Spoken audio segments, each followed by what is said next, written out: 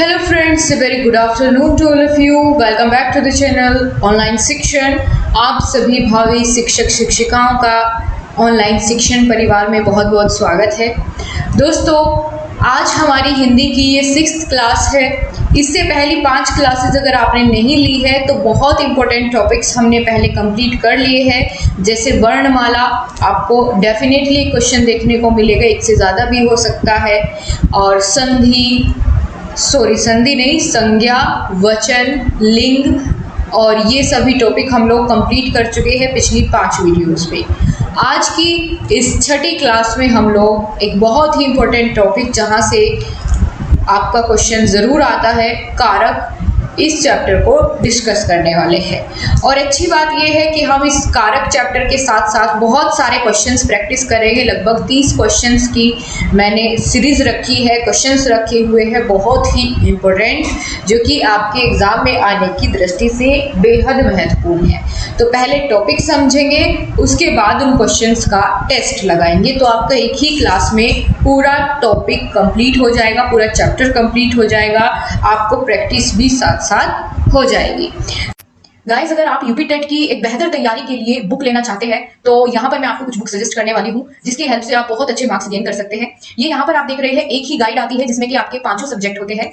पहली से 5वीं तक के बाल विकास, हिंदी, अंग्रेजी, गणित और पर्यावरण अध्ययन, इनमें सभी 5 सब्जेक्ट एक ही बुक में अवेलेबल कराए गए हैं और ये चक्षु पब्लिकेशन की बुक आती है। साथ ही इस बुक में क्या क्या खास बातें हैं अगर उनकी मैं बात कर लूं तो 5 सब्जेक्ट बहुत अच्छे से एक्सप्लेन करके इनमें दिए गए हैं। साथ ही साथ जो प्लस पॉइंट है वो ये है कि 3000 से ज्यादा इसमें क्या है, महत्वपूर्ण प्रश्न दिए गए हैं, एमसीक्यूज दिए गए हैं चैप्टर वाइज। तो ये इसकी सबसे बड़ी खास बात है। साथ ही इसमें क्या बताया गया है कि पाठ्यक्रम के अनुसार पूरा आपका लेटेस्ट जो 2021 का सिलेबस है उसी के अनुसार यहाँ पर इसको अपडेट करके इसमें सभी जानकारी आपको आपकी पाठ्यक्रम के सिलेबस के अनुसार पूरी थ्योरी मिलेगी और पिछले 2 सालों के इसमें सोल्व्ड प्रीवियस पेपर मिलेंगे। इसी के साथ ही अगर मैं बात करूं, इसमें एक और अच्छी बात यह है कि इसमें विश्लेषण चार्ट दिया गया है। विश्लेषण चार्ट जैसे ये मैंने आपको जब क्लासेस शुरू की थी तब आपको दिखाया था कि कौन से सब्जेक्ट से कितने मार्क्स का कौन सा टॉपिक पूछा गया है, ये सबसे खास बात है। और इस गाइड में, ये आप जो चक्षु पब्लिकेशन की गाइड देख रहे हैं, इसमें पिछले वर्षों में जिस टॉपिक से जितने नंबर के प्रश्न आए हैं उनको सीधा सीधा बताया गया है, पूरा एनालिसिस करके कि कौन से टॉपिक पर आपको ज्यादा फोकस करना है। इसी तरह से इसमें हर एक विषय की, जैसे बाल विकास आपने देखा, हिंदी, गणित, इंग्लिश, ठीक है, सभी विषय के ये एक पूरी गाइड है। और इसी के साथ अगर आप चाहते हैं कि अलग अलग बुक आपके पास हो जिसमें कि पूरा एक ही सब्जेक्ट के बारे में पूरी जानकारी हो, तो उसके लिए आपको ये अलग अलग बुक्स भी मिल जाएंगी। यानी यहाँ हर एक विषय की बुक अवेलेबल है, पर्यावरण अध्ययन, हिंदी, गणित, संस्कृत, सभी विषय की। इसमें और ज्यादा डिटेल में आपको चीजें देखने को मिलेगी और साथ ही साथ चैप्टर वाइज प्रैक्टिस क्वेश्चंस भी इस बुक्स में, इन सभी बुक्स में आपको मिलेंगे। इन बुक्स का लिंक आपको डिस्क्रिप्शन में दिया गया है, वहां से आप इसको घर बैठे ऑर्डर कर सकते हैं। तो चलिए दोस्तों, बिना किसी देरी के शुरुआत करते हैं आज की अपनी क्लासेस की। तो सबसे पहले हम लोग समझेंगे कारक कहते किसे हैं। तो देखिए, कारक को अगर हम समझना चाहे तो हम इसको कैसे समझेंगे। कारक क्या होता है? संज्ञा या सर्वनाम के जिस रूप से वाक्य के किसी दूसरे शब्द के साथ या क्रिया के साथ संबंध का पता चलता है। यानी वे शब्द या संज्ञा या सर्वनाम के जिस रूप से हमें किसी दूसरे शब्द के साथ उनका संबंध पता चलता है या क्रिया के साथ उन संज्ञा सर्वनाम शब्दों का संबंध पता चलता है, उन्हें ही हम कारक कहते हैं। ठीक है, उसे ही हम क्या कहते हैं? कारक कहते हैं। तो इसका उदाहरण जैसे आप देख रहे हैं, मोहन ने भोजन किया, तो मोहन और यहाँ पर मोहन का संबंध दर्शाया जा रहा है भोजन से, कि भोजन किसने किया? मोहन ने। किसने दर्शाया? ने। ठीक है, तो ने क्या है? एक कारक चिन्ह है, विभक्ति है।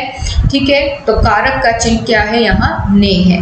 इसी प्रकार से हमने देखने हैं कि कारक के कितने चिन्ह होते हैं, कितनी विभक्तियाँ होती है और कारक के कितने प्रकार होते हैं। तो इन्हीं को एक एक करके हम लोग जानेंगे। सबसे पहले देखते हैं कारक के भेद। तो दोस्तों, कारक के 8 भेद होते हैं और इन्हें बहुत आसान है याद रखना, बहुत ही आसान ये चैप्टर है। बस आपको थोड़ा सा समझने की ज़रूरत पड़ेगी और जिसको आता है वो साथ साथ रिवीजन करता हुआ चले, ताकि बाद में जो 30 क्वेश्चंस का टेस्ट होगा उसमें एक भी नंबर कम ना आए। तो चलिए सबसे पहले देखेंगे कि वो 8 कारक कौन कौन से हैं। यहाँ कारक लिखे गए हैं और इसके बिल्कुल सामने इसके विभक्ति चिन्ह और या इसको हम प्रसर्ग के नाम से भी जानते हैं, ये लिखे हुए हैं। तो सबसे पहले देखते हैं कि 8 भेद कौन कौन से हैं कारक के। कर्ता, कर्ता कारक, कर्म कारक, करण कारक, संप्रदान कारक, अपादान कारक, संबंध कारक, अधिकरण कारक और संबोधन कारक। अब इसके सामने इसकी विभक्तियां दी गई है, याद कैसे करना है। तो इनको दोस्तों थोड़ा सा आप मेरे साथ बोलेंगे तो आपको एक दो बार बोलने से ही अगर आपकी याद नहीं है तो हो जाएगा, और अगर है तो बहुत अच्छी बात है। चलिए मेरे साथ बोलिए, कर्ता ने कर्म को करण से। तो हम ये जो इसके साथ बोल रहे हैं ये इनकी विभक्ति चिन्ह इसके साथ साथ याद कर रहे हैं, क्योंकि हमें पता होना चाहिए कि करण कारक की विभक्ति चिन्ह कौन से होते हैं या प्रसर्ग कौन से होते हैं।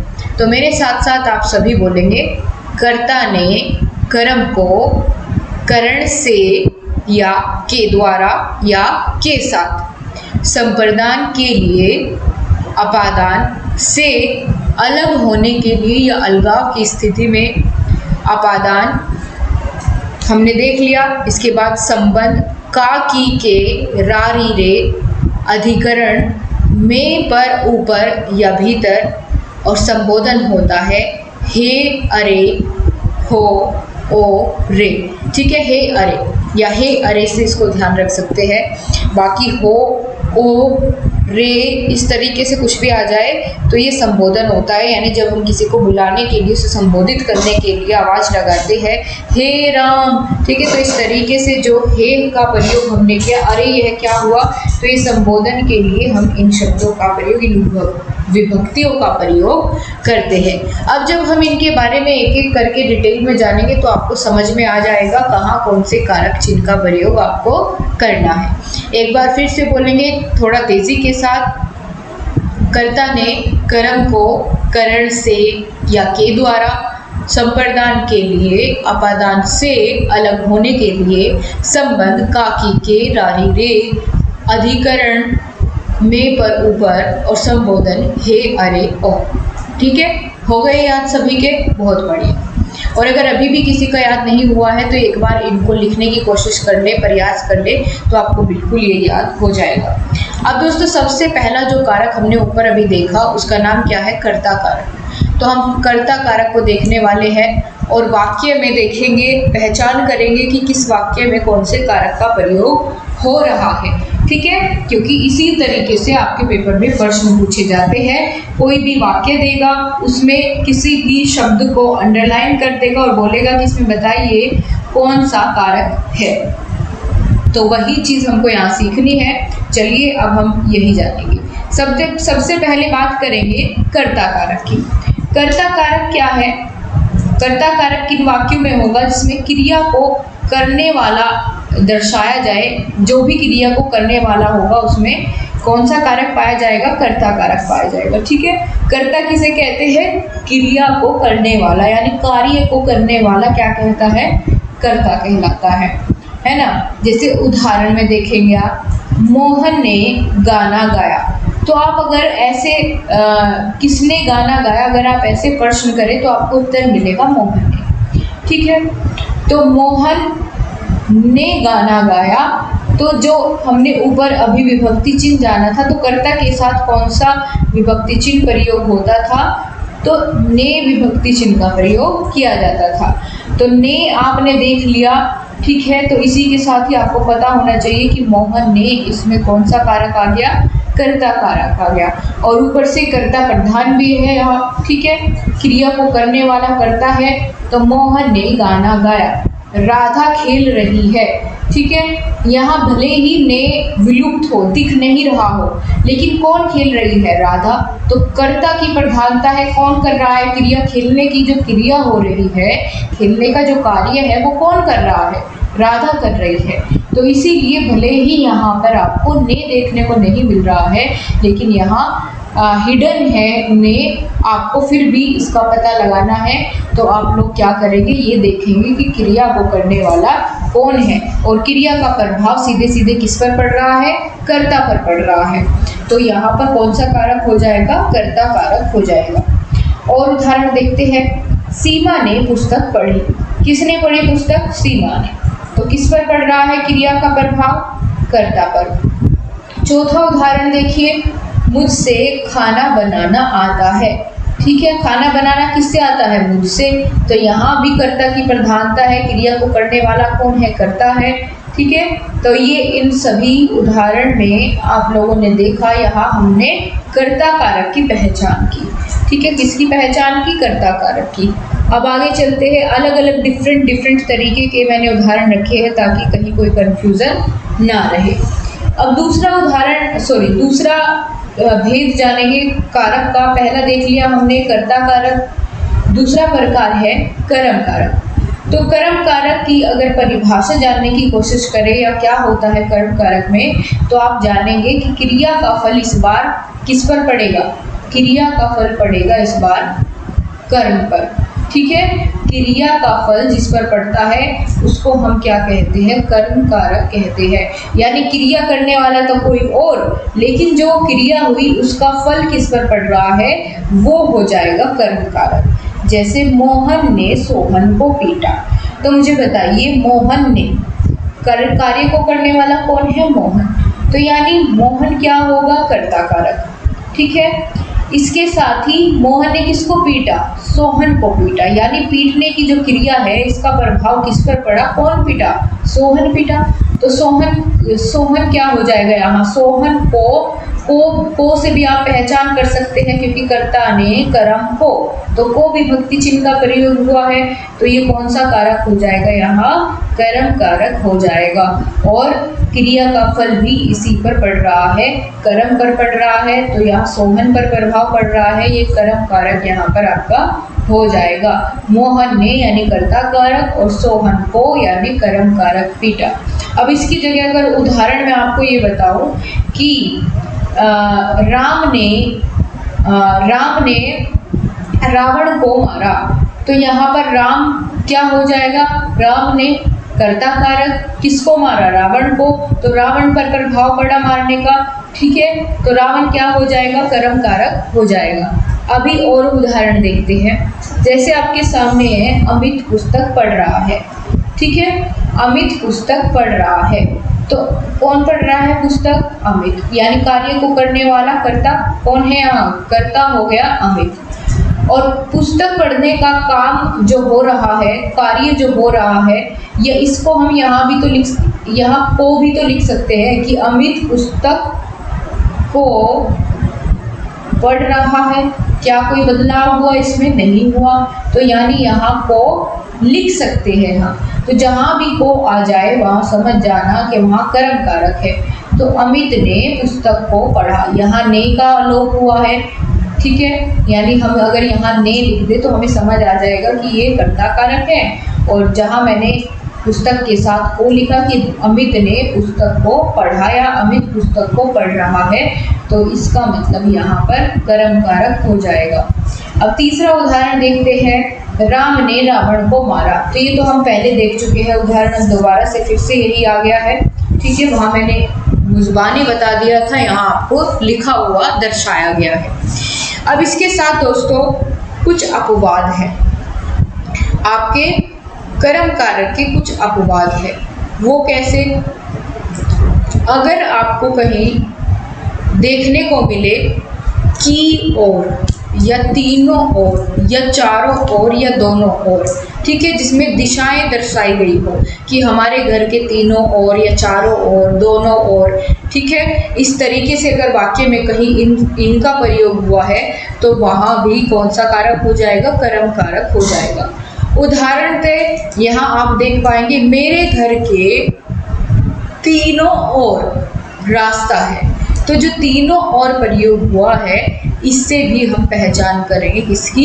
कर्म कारक। याद रहेगा आपको कर्म कारक की। ठीक है, तो की और, तीनों और, चारों और, दोनों और, ये और वाला शब्द जो जिस दिशा को दर्शाता है, ये अगर आपको दिख जाए तो आप समझ जाइएगा यहाँ कर्म कारक होगा। क्लियर हो गया आप सभी को? अब चलिए आगे बढ़ जाते हैं। आगे हम तीसरा भेद जो है कारक का, करण कारक। कर्ता ने कर्म को करण से, ठीक है, करण से, इसका विभक्ति चिन्ह क्या हो जाएगा? से हो जाएगा। और करण कारक की पहचान क्या होगी? क्रिया जिस साधन से या जिसके द्वारा पूरी की जाए।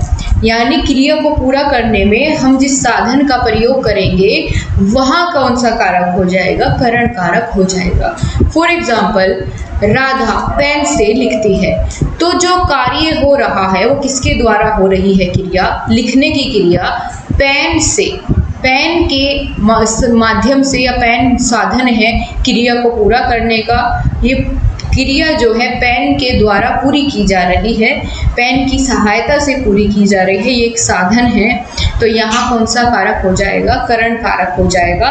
और से विभक्ति भी इसके साथ आएगी। जैसे मैं बाइक से ऑफिस जाता हूँ, तो बाइक से क्या है, साधन जाने का बाइक है, ठीक है। या फिर अगर इसमें हम एक और उदाहरण, राम ने रावण को तीर से मारा, तो तीर से, ठीक है, साधन क्या हुआ, मारने का, तीर हुआ। राधा ने सेब को चाकू से काटा, तो चाकू से काटने के लिए किस का प्रयोग किया गया है, किस साधन का प्रयोग किया गया है, तो चाकू का प्रयोग किया गया है। तो इन सभी में कौन सा कारक हो जाएगा, करण कारक हो जाएगा, ठीक है, बिल्कुल। अब आगे बढ़ते हैं, यहाँ पर कुछ अपवाद है। जैसे दोस्तों, इसका मतलब ये है कि अगर कहीं किसी अंग के भंग होने की या खराब होने की बात कहीं पर आए, किसी भी हमारे शरीर के अंग के भंग होने की बात किसी भी वाक्य में हो, तो वहाँ भी करण कारक हो जाता है। फॉर एग्जाम्पल, जैसे वह आँखों से अंधी है, तो आँखों से अंधी, ठीक है, तो यहाँ भी कौन सा कारक होगा, करण कारक होगा।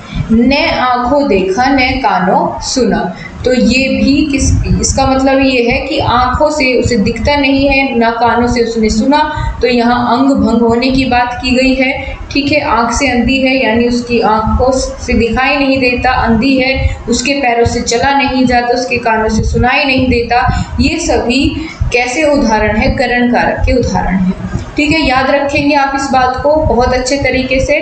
और करण कारक की पहचान क्या है, से विभक्ति आई होगी पहले तो, दूसरा अंग भंग की अगर कहीं बात हो, और तीसरी बात क्या ध्यान रखनी है कि जिस साधन के द्वारा क्रिया पूरी की जाए वही करण कारक हो जाएगा।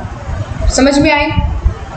चलो नेक्स्ट जो हमारा भेद है कारक का, वह है संप्रदान कारक। संप्रदान कारक का कारक चिन्ह क्या होता है, के लिए, या कई बार वाक्य में आपको को का प्रयोग मिलेगा, और ये को भी के लिए ही प्रयुक्त होगा। जैसे उदाहरण से समझेंगे, आपको समझ में आ जाएगा। यानी उस को हटा करके हम उसके स्थान पर अगर के लिए फिट कर पाए तो समझ जाना संप्रदान कारक है, ठीक है। संप्रदान की अगर परिभाषा जानने की बात हो तो क्या लिखेंगे कि जिसके लिए कोई क्रिया की जाती है, जिसके लिए क्रिया की जाए वो संप्रदान कारक हो जाएगा, ठीक है। जिसके लिए कोई क्रिया की जाए वो कारक क्या होगा, संप्रदान कारक। जैसे पहला है, स्वास्थ्य के लिए सूर्य नमस्कार करो। स्वास्थ्य के लिए क्रिया की जा रही है, के लिए शब्द का प्रयोग हो रहा है, कौन सा कारक हो जाएगा, यहाँ पर संप्रदान कारक हो जाएगा, ठीक है, संप्रदान कारक हो जाएगा। दूसरा, सीता बच्चों के लिए खाना लाई। किसके लिए, बच्चों के लिए, तो किसके लिए हो रही है क्रिया, बच्चों के लिए हो रही है। और साथ ही कौन सा कारक चिन्ह दिख रहा है, के लिए किस में आता है, संप्रदान कारक में, तो यहाँ भी आपका संप्रदान कारक हो जाएगा। तीसरा उदाहरण है, सीमा ने बच्चों को खिलौने दिए। तो किसको दिए, बच्चों, खिलौने बच्चों को दिए। अब आप कहेंगे मैम यहाँ तो के लिए का प्रयोग नहीं हुआ है ना, को शब्द का प्रयोग हुआ है। तो अगर हम को के स्थान पर के लिए प्रयोग करें तो क्या ये सही है, तो बोल करके देखिए, सीता ने बच्चों के लिए खिलौने दिए, तब भी सही है। और सीता ने बच्चों को खिलौने दिए, तो ये भी सही है। अरे भाई, बच्चों को खिलौने दिए, इसका मतलब है बच्चों के लिए ही तो लाई थी वो खिलौने, उन्हें ही उसने दे दिए। तो यानी इसका मतलब यहाँ हम बड़ी आसानी से के लिए शब्द का प्रयोग कर सकते हैं। तो यहाँ भी क्या हो जाएगा, संप्रदान कारक हो जाएगा, ठीक है। तो इस बात का भी आपको ध्यान रखना है।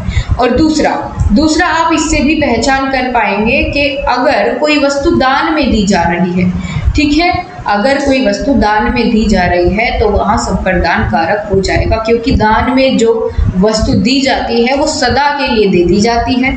ऐसा तो नहीं कि दान में कुछ सामान दे करके आप उसको वापस मांग लेंगे, नहीं, ठीक है, वो सदा के लिए दान की जाती है। तो जो खिलौने दे रही है सीमा बच्चों को, ये भी उनके लिए ही है, बच्चों के लिए, ठीक है, उन्हीं के खेलने के लिए है। और अगर कोई दान में दी जाए वस्तु, जैसे राम ने भिखारियों को कपड़े दिए, तो ऐसा थोड़े ही ना है कि राम भिखारियों को कपड़े देगा और फिर कुछ समय बाद कहेगा लाओ मेरे कपड़े वापस करो, ठीक है, ऐसा तो नहीं होगा। सदा के लिए उसने वो वस्तु दान कर दी है भिखारियों को। तो जहाँ दान की गई वस्तु हो या कोई वस्तु सदा के लिए किसी को दे दी जाए, वहाँ भी कौन सा कारक होगा? संप्रदान कारक हो जाएगा। याद रहेगा आपको? कोई कंफ्यूजन? बिल्कुल नहीं होना चाहिए कोई भी कंफ्यूजन। तो चलिए फ्रेंड्स, अब आगे बढ़ते हैं। पांचवा प्रकार, अपादान कारक। पांचवा भेद क्या है कारक का? अपादान कारक। और अपादान कारक की पहचान मैंने आपको क्या बताई? वहाँ से का प्रयोग होगा। अब आप कहेंगे करण में भी तो से का प्रयोग हुआ था, ठीक है, लेकिन वहाँ साधन के रूप में किया गया था, और यहाँ होगा अलगाव की स्थिति में, यानी अलग होने के लिए। जहाँ अलग होने के लिए से का प्रयोग किया जाए वहाँ अपादान कारक होगा। जैसे उदाहरण से समझ में आएगा, अगर ऐसे नहीं आया तो उदाहरण से आएगा। चलो समझेंगे। पहले परिभाषा देख लेते हैं, क्या पहचान है इसकी। तो संज्ञा के जिस रूप से किसी वस्तु के अलग होने का बोध हो, वहाँ क्या कौन सा कारक होगा? अपादान कारक होगा। उदाहरण, वृक्ष से पत्ते गिरते हैं, तो जब वृक्ष से पत्ते गिरेंगे वो उससे अलग होंगे, तो अलगाव की स्थिति में आया है ये वाला से, तो इसका मतलब यहाँ कारक कौन सा होगा? अपादान कारक। हिमालय से गंगा निकलती है, अब ये हिमालय पर्वत है, यहाँ से गंगा निकलती है, तो ये से अलग हो रही है, ठीक है, अलगाव की स्थिति में क्या आएगा? अपादान कारक आएगा। बिल्ली छत से कूद पड़ी, बिल्ली छत से कूद पड़ी, ये छत है, ठीक है, यहाँ बिल्ली है और बिल्ली छत से कूद गई, यानी छत से अलग हो गई, तो यहाँ भी कौन सा कारक होगा? अपादान कारक होगा। इसी के साथ अगर हम किसी से दूर जा रहे हैं, किसी व्यक्ति से, वस्तु से, तो वहाँ भी अपादान कारक होगा। उदाहरण के तौर पर वह रोग मुक्त हो गया, यानी रोग से मुक्त हो गया, रोग से अलग हो गया, ठीक है, रोग से मुक्त हो गया, तो यानी यहाँ भी अलगाव की स्थिति में आया। रोग मुक्त यानी रोग से मुक्त, तो ये भी अपादान कारक हो जाएगा। राधा भूतों से डरती है, तो जब डरेगी वो उनके पास थोड़े ही न जाएगी, डर के अलग होगी, तो डर के जब अलग होगी तो अलग होने की स्थिति में से आया है, यानी अपादान कारक हो जाएगा। अभी जैसे यहाँ पर कुछ नोट करके मैंने लिखा हुआ है कि दो व्यक्ति या वस्तु में अगर हम तुलना करें, तो जब तुलना करेंगे तो भी अपादान कारक आएगा। अगर मैं कहूँ कि हमारा शहर तुम्हारे शहर से ज़्यादा अच्छा है, तो यहाँ तुलना हो रही है। जहाँ कहीं भी व्यक्ति या वस्तु में तुलना हो, वहाँ क्या हो जाएगा? अपादान कारक हो जाएगा। और एक और पॉइंट यहाँ पर है कि अपादान कारक का प्रयोग हम वहाँ भी करेंगे जहाँ किसी से कुछ सीख रहे हो, ज्ञान ले रहे हो, कुछ ग्रहण कर रहे हो, ठीक है, कुछ सीख रहे हो। जैसे अपादान कारक का प्रयोग सीखने के संबंध में हम कैसे करेंगे, ये आपको उदाहरण से समझ में आएगा। उदाहरण आपके सामने है। मोहन कोच से फुटबॉल सीख रहा है, तो किससे सीख रहा है? कोच से फुटबॉल सीख रहा है, यानी ग्रहण कर रहा है, कुछ सीख रहा है, ज्ञान ले रहा है, ठीक है, गुरु से शिष्य सीखते हैं। तो ये ऐसे जो वाक्य होंगे, इनमें भी हम अपादान कारक का ही टिक करेंगे आंसर, ठीक है, जहाँ किसी से कुछ सीख रहे हो। आगे बात करेंगे। छठा भेद है संबंध कारक। तो संबंध कारक की पहचान क्या क्या है? का, की, के, रा, री, रे या ना, नी, ने का प्रयोग आपको वाक्य में देखने को मिल जाएगा। कैसे? चलिए देखते हैं उदाहरण से। जैसे मेरी घड़ी खो गई है, तो मेरी, री का प्रयोग हुआ है, संबंध दर्शाया है, ठीक है, संबंध दर्शाया है घड़ी के और अपने बीच में कि भाई जो वो घड़ी है वो मेरी है, या फिर मेरी जो घड़ी थी वो खो गई है, संबंध दर्शाया है। वह मेरा भाई है, तो रा का आ गया, ठीक है, रा, री, रे, तो रा का प्रयोग हुआ है मेरा, मेरा शब्द कैसा है, संबंध दर्शा रहा है भाई के बीच में कि भाई ये भाई किसका है, मेरा भाई है।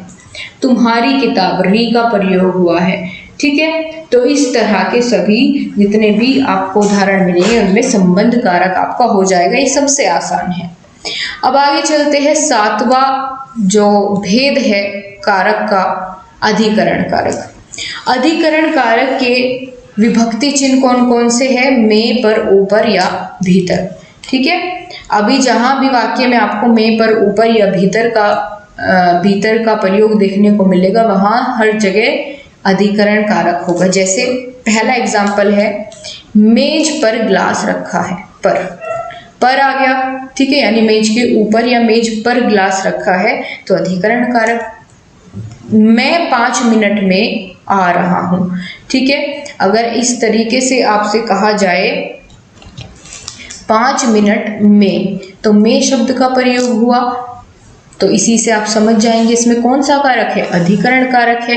इसी के साथ तुम्हारे वस्त्र अलमारी में रखे हैं या अलमारी के ऊपर रखे हैं, तो इनमें से किसी भी शब्द का प्रयोग हो, आप समझ जाना वहां कौन सा कारक हो जाएगा, अधिकरण कारक हो जाएगा। चिड़िया पेड़ पर बैठी है या पेड़ के ऊपर बैठी है या छत के ऊपर बैठी है, तो इन सभी में कौन सा कारक हो जाएगा, अधिकरण कारक हो जाएगा। अब आपका समय हो चला है टेस्ट का, ठीक है। लेकिन टेस्ट को देखने से पहले आप मुझे 8वें कारक के बारे में बताओ, जो कि हमारा है संबोधन कारक, ठीक है। संबोधन कारक जो इसका 8वां प्रकार है, इसकी पहचान जहां भी किसी वाक्य में हे, अरे, ओ, ठीक है, इनका प्रयोग मिले और साथ साथ विस्मयादि बोधक चिन्ह भी आपको देखने को मिलेगा, तो इन सभी में कौन सा कारक होगा, संबोधन कारक। तो चलिए, अब क्या आप सभी टेस्ट के लिए तैयार है? तो चलते हैं बहुत सारे हमारे महत्वपूर्ण प्रश्नों की तरफ, जिनका आपको अब आंसर करना होगा। तो चलिए गाइस, फटाफट से तैयार हो जाइए और पहला प्रश्न आपकी स्क्रीन पर है, कारक के भेद बताइए कितने होते हैं।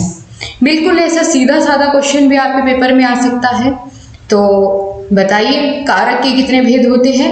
अभी हमने जाना कारक के कुल 8 भेद होते हैं, ठीक है, बिल्कुल। तो ऑप्शन नंबर डी आप सभी ने बिल्कुल सही जवाब दिया है। अगले प्रश्न की तरफ चलेंगे।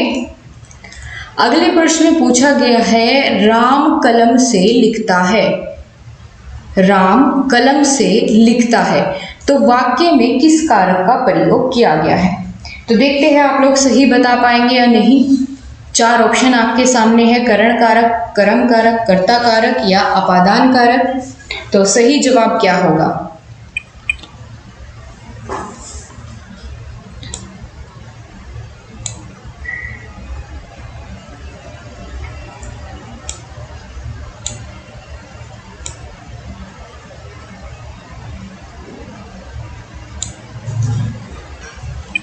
तो जल्दी से अपना कर्ता ने कर्म को करण से ऐसे बोल करके देखिए।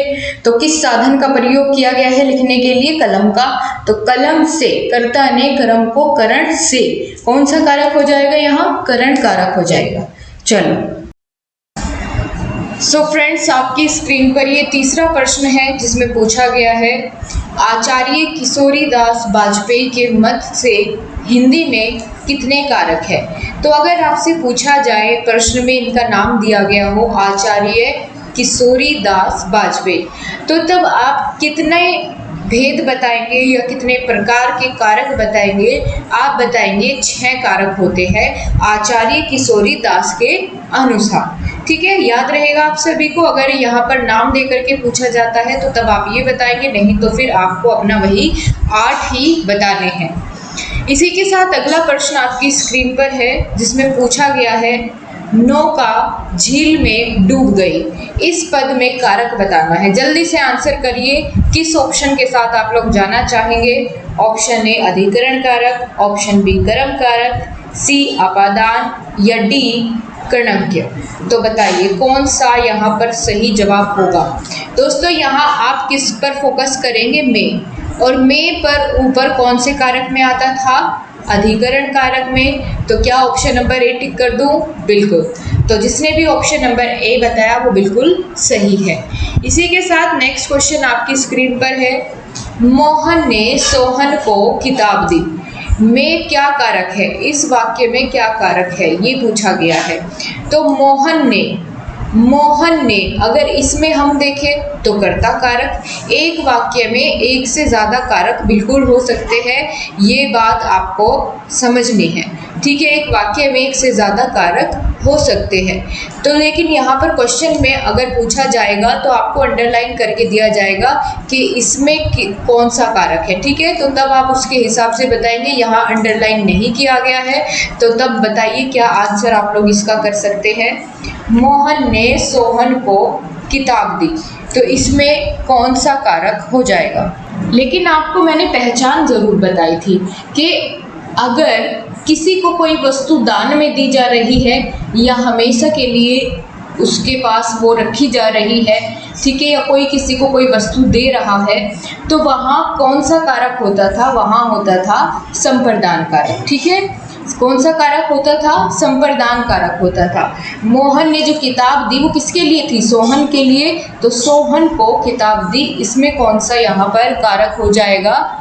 संप्रदान कारक हो जाएगा। ये बिल्कुल सही है, ऑप्शन नंबर सी। जैसे भिखारी को कंबल दिए, ठीक है, गरीबों को कंबल बांटे, तो इन सभी में कौन सा कारक हो जाता है? कौन सी विभक्ति आ जाती है?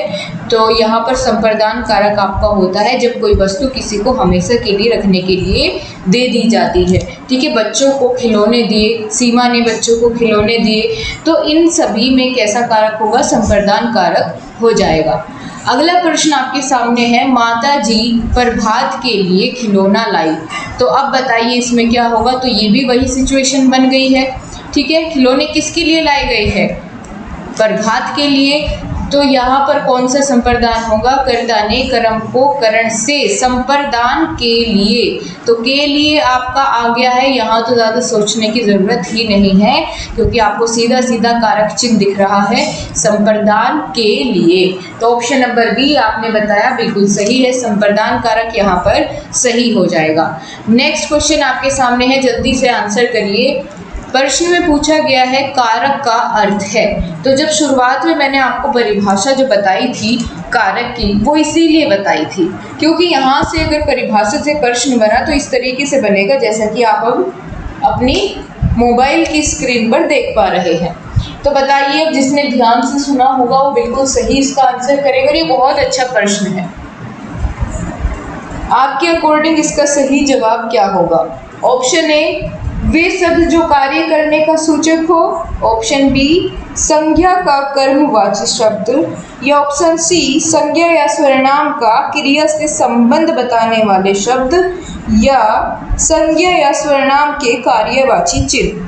तो बिल्कुल बहुत सारे प्रशिक्षुओं ने, यहाँ पर बहुत सारे अभ्यर्थियों ने सही जवाब दिया है। ऑप्शन नंबर सी बिल्कुल करेक्ट है। संज्ञा या सर्वनाम का क्रिया के साथ जो संबंध बताया जाता है, किसकी सहायता से? कारक की सहायता से। इसी के साथ नेक्स्ट क्वेश्चन आपकी स्क्रीन पर है। इसमें पूछा गया है, आयुषी पढ़ती है, इस वाक्य में कौन सा कारक है? कर्ता कारक, कर्म कारक, करण कारक, या अपादान कारक? तो सिंपल सा सेंटेंस है, वाक्य है, इसमें सीधा सीधा आपका कर्ता कारक हो जाएगा। ठीक है, बिल्कुल। आगे चलते हैं, अगला प्रश्न है, में पर किस कारक की विभक्तियां हैं? में पर, उन पर, ये किस कारक की विभक्तियां हैं? अधिकरण कारक की, करण की, संप्रदान की, या संबंध की, या कर्म की? जल्दी से आंसर करिए, बहुत आसान सा प्रश्न आपके सामने है। में पर, ऊपर किसकी विभक्तियां हैं? तो ये अधिकरण कारक की विभक्तियां हो जाती है। बिल्कुल सही जवाब आपने दिया। अगला प्रश्न आपकी स्क्रीन पर है, वह घर से बाहर गया। थोड़ा सोचने वाला है, देखते हैं क्या बताएंगे आप इसका सही जवाब। वह घर से बाहर गया, इस वाक्य में कौन सा कारक है? वह घर से बाहर गया, इस वाक्य में कारक कौन सा होगा? तो दोस्तों क्या बताया गया है, एक तो सबसे पहले आपने यहाँ से देखा, ठीक है। और ये से किस लिए प्रयोग हुआ है? अलगाव की स्थिति में अलग होने की, कि वह जो है वो घर से अलग हो रहा है, बाहर जाएगा तो अलग हो रहा है मतलब घर से, ठीक है। तो अलग होने के संदर्भ में जब से का प्रयोग वाक्य में किया जाता है अलगाव की स्थिति में, तो वहाँ कौन सा कारक होता है बताइए? अपादान कारक होता है। बिल्कुल सही जवाब। तो यहाँ क्या हो जाएगा? अपादान कारक हो जाएगा। इसी के साथ नेक्स्ट क्वेश्चन है आपके सामने, जिसमें पूछा गया है भूखे को भोजन दो। भूखे को भोजन दो, यहाँ को कौन सा कारक है? जो को का प्रयोग किया गया है ये कौन से कारक को यहाँ संदर्भित करता है? तो मैंने अभी थोड़ी देर पहले आपको बताया था कि को के स्थान पर एक बार सबसे पहले आप क्या करेंगे? के लिए का प्रयोग करके देखेंगे, ठीक है। अगर ये सेट हो जाता है तो फिर संप्रदान कारक ही आप वहाँ पर टिक करेंगे। अब चलिए देखते हैं करके, भूखे के लिए भोजन दो, तो बिल्कुल सेट है ना? भूखे के लिए भोजन दो, बहुत सही। तो इसीलिए यहाँ पर आपका संप्रदान कारक हो जाएगा, ठीक है। ऑप्शन नंबर ए बिल्कुल सही है। अगला प्रश्न है, रघुवीर की बहन अभिनय करती है। तो यहाँ रघुवीर की, देखिए इस तरीके से पूछा जाएगा आपके पेपर में क्वेश्चन, कि जो जिसमें आपसे पूछा जाएगा कारक, उसको या तो अंडरलाइन करके देगा या इस तरीके से आपका प्रश्न बनेगा कि जो रघुवीर की बहन है वो अभिनय करती है, तो इसमें अंडरलाइन किए गए वाक्य में कौन सा कारक होगा? तो दोस्तों संबंध की विभक्तियां क्या थी? संबंध कारक की का, की, के, रा, री, रे, है ना? तो यहाँ की का प्रयोग हुआ है, रघुवीर की बहन, तो यहाँ संबंध दर्शाया गया है रघुवीर और उसकी बहन के बीच में। तो कौन सा कारक हो जाएगा? ये हो जाएगा आपका संबंध कारक, ठीक है। ऑप्शन नंबर सी बिल्कुल सही जवाब आपका। अगला प्रश्न है बहुत ही अच्छा, और ये आपसे बिल्कुल पूछा जाता है, सबसे ज़्यादा इसी कारक के क्वेश्चंस आपके पेपर में आते हैं। किस वाक्य में अपादान कारक है? तो यहाँ आपको सभी जो ऑप्शंस है सभी को देखना पड़ेगा और फिर उनमें से बताना है कि निम्नलिखित में से कौन से में अपादान कारक है। तो पहला देखते हैं ऑप्शन, हिमालय से गंगा निकलती है। बिल्कुल सही, पहला ही ऑप्शन सही हो जाता है कि अपादान कारक में किसका प्रयोग होता है? से विभक्ति का। और से विभक्ति का किस स्थिति में? तो अलगाव की स्थिति में, ठीक है, या अलग होने की स्थिति में से का प्रयोग किया जाता है। तो हिमालय से जब गंगा निकलेगी तो यानी वो उससे अलग हो रही है, ठीक है। अब ये जो बाकी ऑप्शंस है इनमें कारक बताओ मुझे फटाफट से। बी में कौन सा कारक होगा, सी में कौन सा कारक होगा और डी में कौन सा कारक होगा? बी क्या है? चाकू से फल काटो, बताओ इसमें कौन सा कारक है? तो से विभक्ति का प्रयोग करण कारक में होता है। कर्ता ने कर्म को करण से, यानी किस साधन के द्वारा फल काटा गया? चाकू के द्वारा। तो इसमें कौन सा कारक हो जाएगा? करण कारक। और तीसरा जो ऑप्शन है इसमें बताओ, मोहन से अब सहा नहीं जाता। यहाँ क्या होगा? और साथ ही ऑप्शन डी भी बताना है आपको, राम ने रावण को तीर से मारा, ठीक है। इसमें कई सारे कारक हैं, इसमें भी बताओ, इसमें भी बताओ और इसमें भी बताओ कितने कारक हो सकते हैं, कौन कौन से कारक हो सकते हैं, सारे लिख दो कमेंट बॉक्स में। बहुत बढ़िया। चलो अगला क्वेश्चन देखेंगे हम यहाँ पर, किस कर्म में अधिकरण कारक का उदाहरण नहीं है? ये बताना है कि कौन से में अधिकरण कारक नहीं है। तो छत पर खेलो, में पर ऊपर आना है, इसका मतलब ये तो है। पिताजी कार्यालय में है, तो कार्यालय में है यानी में का प्रयोग हुआ है, यहाँ भी अधिकरण कारक है। अलमारी में कपड़े रखे हैं, तो में पर ऊपर जहाँ आ जाएगा उन सभी में अधिकरण कारक हो जाता है। ऑप्शन डी देखिए, यह सुधीर का पेन है, तो ये तो हमें संबंध कारक दिखाई दे रहा है यहाँ, ठीक है, संबंध कारक दिखाई दे रहा है। तो यानी यही एक ऐसा ऑप्शन है जिसमें अधिकरण कारक नहीं है, जो अधिकरण कारक का उदाहरण नहीं है। नेक्स्ट क्वेश्चन आपके सामने है, निम्नांकित में से अपादान कारक का विभक्ति चिन्ह है। अपादान कारक का विभक्ति चिन्ह क्या होता है? अभी ऊपर हमने देखा था से वो भी अलगाव की स्थिति में, अलग होने के लिए, पृथक होने के लिए। तो ऑप्शन नंबर कौन सा यहाँ पर लॉक किया जाए? बहुत सही, सबने बिल्कुल सही बताया है। ऑप्शन नंबर बी बिल्कुल करेक्ट है। से विभक्ति का प्रयोग किया जाता है, वो भी पृथकता के लिए। पृथक मतलब अलग होने के अर्थ में, ठीक है, से अलग होने के लिए। आगे चलते हैं, अगला क्वेश्चन है कौन सा कर्म सही नहीं है? ये बताना है कि कौन सा इनमें सही नहीं है। पेड़ से पत्ता गिरता है, इसमें क्या करण कारक होगा? बताइए, आप ही बताइए। अब तो पेड़ से पत्ता गिरता है, आप कहेंगे हाँ मैम, कर्ता ने कर्म को करण से विभक्ति का प्रयोग है, करण कारक लिखा है, तो ये तो सही हो जाएगा। नहीं होगा। क्यों नहीं होगा? क्योंकि यहाँ पेड़ से पत्ता अलग हो रहा है ना, और जहाँ से आए और वो भी अलगाव की स्थिति में, तो वहाँ कौन सा कारक हो जाएगा? वहाँ आपका अपादान कारक हो जाएगा, ठीक है, अपादान कारक यहाँ पर सही हो जाएगा। तो इसका मतलब यही हमें ढूंढना था कि कौन सा सही नहीं है। यही नहीं है, हमें हमारा आंसर मिल गया है। अब बाकी ऑप्शंस को भी देखो, क्या ये सही दिए गए हैं? ओ लड़के धीरे चल, तो यहाँ पर हे, अरे, ओ का प्रयोग हो, उसके साथ विस्मयादि बोधक चिन्ह भी आए, तो वहाँ कौन सा कारक होता है? संबोधन कारक होता है। तो ये तो सही दिया गया है। सी ऑप्शन देखो, छत के ऊपर चले जाओ, तो में पर ऊपर का प्रयोग किसमें होता था? अधिकरण कारक में। ये भी सही है। ऑप्शन डी क्या है? आसमान का रंग नीला है, तो यहाँ संबंध दर्शाया गया है ना, बिल्कुल। तो ये बिल्कुल सही हो जाएगा आपका, खाकी के संबंध कारक दर्शाता है। तो इसीलिए कौन सा सही नहीं था? ऑप्शन ए नहीं था, यही हमने चुन लिया। अब अगला क्वेश्चन है आपके सामने, अपादान कारक के संबंध में कौन सा उदाहरण सही नहीं है? यानी इनमें से कौन सा अपादान कारक वाला वाक्य नहीं दिया गया है? चलिए देखते हैं। मैं सहारनपुर से चला आ रहा हूँ, यानी मैं जयपुर से चला आ रहा हूँ, यानी से विभक्ति का प्रयोग हुआ है। और देखना ये है क्या अलगाव की स्थिति में हुआ है? हाँ, जयपुर से आ रहा है, यानी जयपुर से अलग हो रहा है, ठीक है, ये तो सही है। दूसरा देखो, सूर्य पृथ्वी से दूर है, ठीक है, सूर्य पृथ्वी से दूर है, तो यहाँ भी से है, अलगाव की स्थिति में है, बताया गया है कि भाई दूर है, ये भी हो जाएगा अपादान कारक। सी ऑप्शन में क्या कहा है? राजीव छत से कूद पड़ा। बताओ भाई, हड्डियाँ तुड़वानी है उसको, छत से कूद पड़ा, तो यहाँ छत से अलग हो रहा है ना, कूदने पर अलग ही तो होगा छत से राजीव, तो अलग होने की स्थिति में से आया है, यानी इसमें भी अपादान कारक है।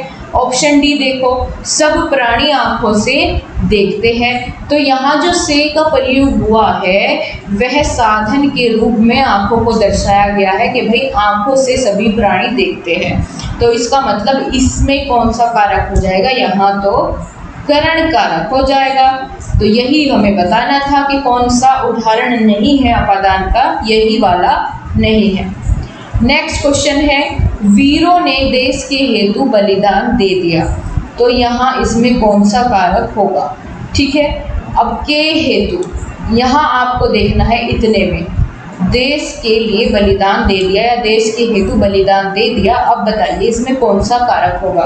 और मैंने आपको ये भी बताया है कि एक वाक्य में एक से अधिक कारक बहुत आराम से हो सकते हैं, लेकिन यहाँ पर जो आपको अंडरलाइन करके बताया गया है उसके अकॉर्डिंग फिर आपको उसमें आंसर करना होता है। तो देश के हेतु बलिदान दिया, इस पर अंडरलाइन है, ये मान करके आप इसका आंसर देंगे। तो वीरों ने देश के हेतु या के लिए बलिदान दे दिया, इसमें कौन सा कारक होगा? तो संप्रदान के लिए, ऑप्शन बी बिल्कुल इसमें सही हो जाता है।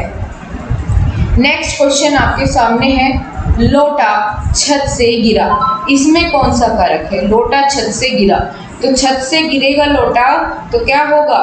अलग होगा, अलग होगा ना, तो से का प्रयोग किस लिए किया गया है यहाँ? बताइए। बहुत सही जवाब आप सभी कर रहे हैं, बहुत अच्छे से आपको समझ में आया। तो से प्रयोग हुआ है अलगाव की स्थिति में, तो कौन सा कारक होगा? अपादान कारक हो जाएगा। बहुत ही बढ़िया, चलो आगे चलते हैं।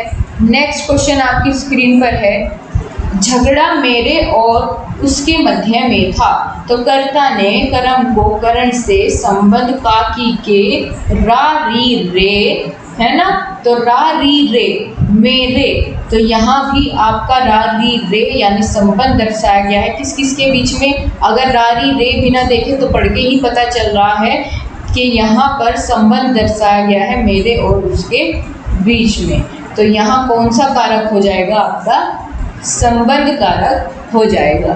ठीक है, चलो नेक्स्ट क्वेश्चन आपकी स्क्रीन पर है।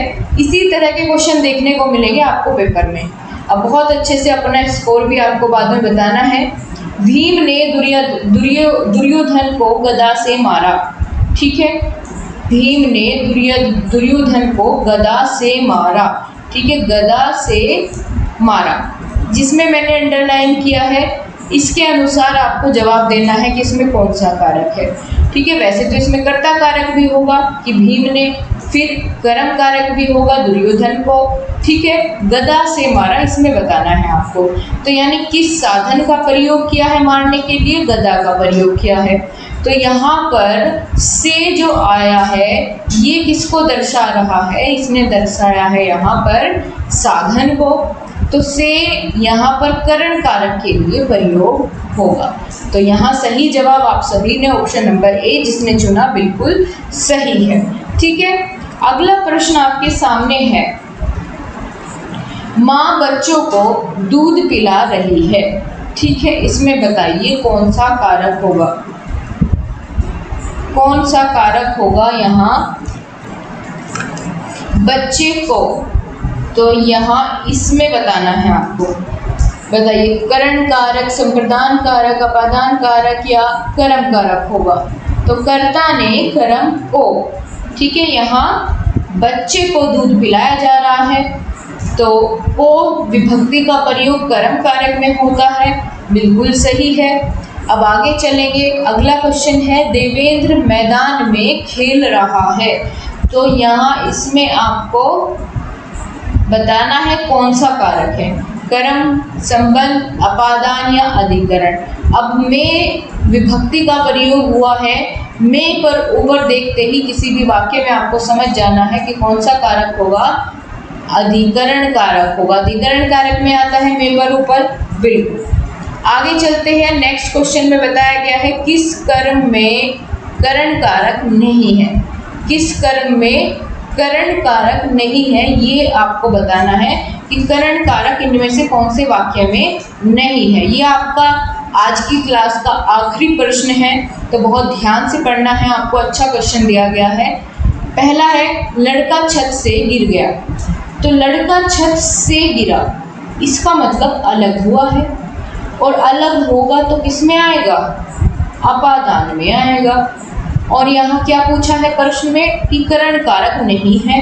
करण कारक नहीं है, कौन सा नहीं है, पहला ही नहीं है, क्योंकि इसमें अपादान कारक है। बाकी देखो, बाकी ऑप्शन सभी मैच कर रहे हैं क्या। पिताजी कार से कार्यालय जाते हैं, तो कौन से साधन का प्रयोग होता है, कार का।